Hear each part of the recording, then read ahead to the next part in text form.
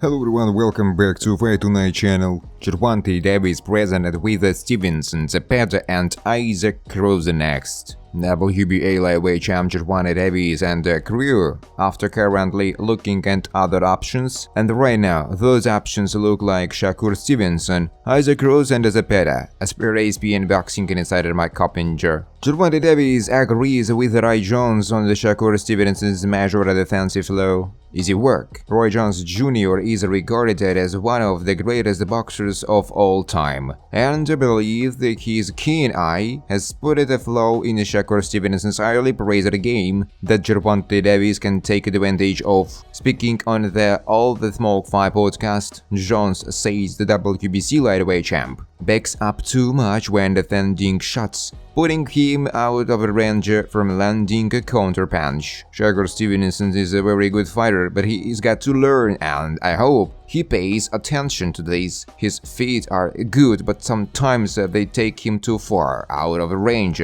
to be able to come back and counter. The last guy he fought, the guy was a good puncher, so when he was jumping back, he was jumping too far back out of range, to where he couldn't get something right away. He's a great fighter, he is got great eyesight, he is got great reaction time, he is going to be a great fighter, he is just got to figure out how to use the feet a little differently. The WBA belt holder Davis agrees with Jones' assessment, telling that all Shakur does to avoid getting keys is jump back and believes that the fight will be easy work. Hell no, that's not my hardest fight. Why would it be? Show me something that he did spectacular. Show me something that he did outrageous. Show me. His power is not outrageous, what defense? He just jumps back, you never see him sleep, no punch.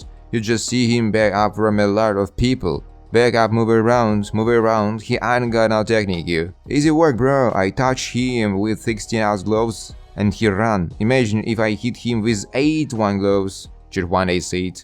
De La Hoya wants Ryan Garcia to face boxing's next superstar on the return. It's a mega fight. Ryan Garcia is currently uneligible to fight as he serves a 1-year suspension handed out by New York's Athletic Commission after testing positive for a banned substance before his fight with Devin Haney. That contest with the WBC super lightweight champion Devin Haney was marred with a controversy from the second it was announced. Garcia's erratic behavior in the build-up had many worried for his mental state, so when he waded in over the limit while drinking juice, it was little shock to anyone. What was a shock, however, was how the fight transpired. Garcia did plenty of damage with his famously fast and potent left hook and put the previously unbeaten Haney down 3 times across the 12 rounds before running out a point winner. In the light of the first findings, however, the result has been ruled a no contest.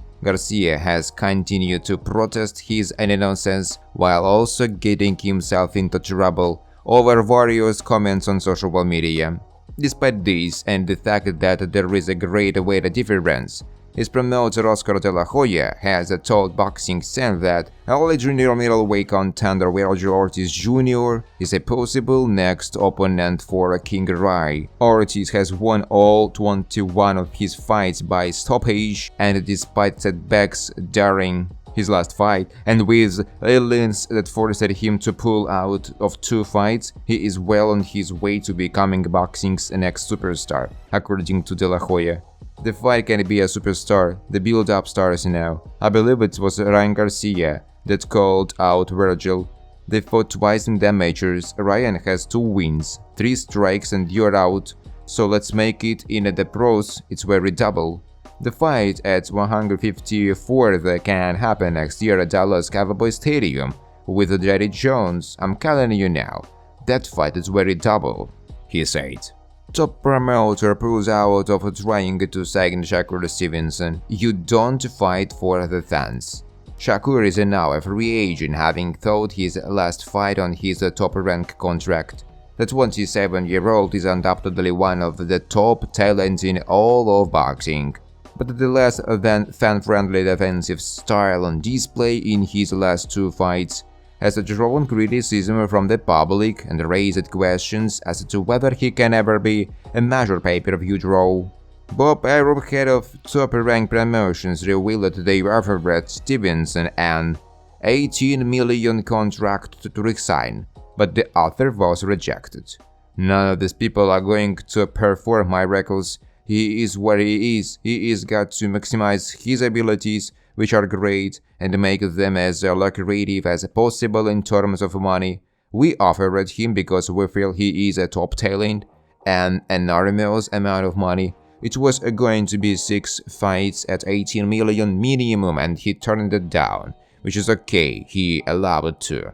There was no negotiations, he just left in a huff, but I'm not angry at him because he stayed until the end of his contract, and the free agency is free agency. When the contract is up, he is entitled to go and look for a better deal, and that's how the system works. Stevenson's team had meetings with both Golden Boy Promotions and Matchroom Boxing, but now Oscar De La Hoya has announced why his company will not be working with the 3-weight world champion. Shakur, you are 3-inch, but you are a great fighter and you are a great talent, but not for me. I believe that when somebody says you are not fighting for the public, I cannot promote, he said. Since then, his team has had approaches from Eddie Hearn's Matchroom Boxing and Oscar De La Hoya's Golden Boy Promotions. As the 27-year-old 3-weight world champion ponders his next step, he has also left the door open for a link-up with Floyd Mayweather and his outfit. Many fans would argue that Stevenson may not necessarily be a promoter's dream. There are few who question his talent, but his fighting style has been criticized as less than entertaining, with the fans at his last fight leaving before the final bell.